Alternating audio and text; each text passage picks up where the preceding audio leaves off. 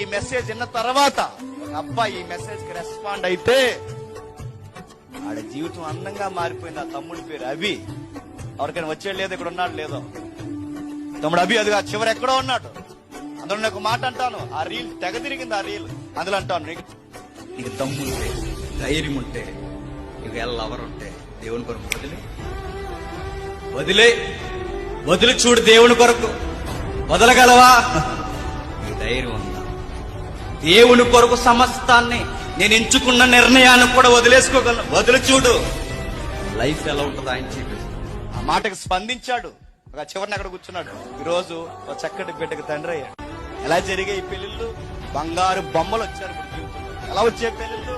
దేవుడికి కట్టుబడి ఉంటే, దేవుడికి నిలబడి ఉంటే, మళ్ళీ చెప్తాను, బంగారం లాంటి జీవితాలు ఆయన సిద్ధపరుస్తాడండి.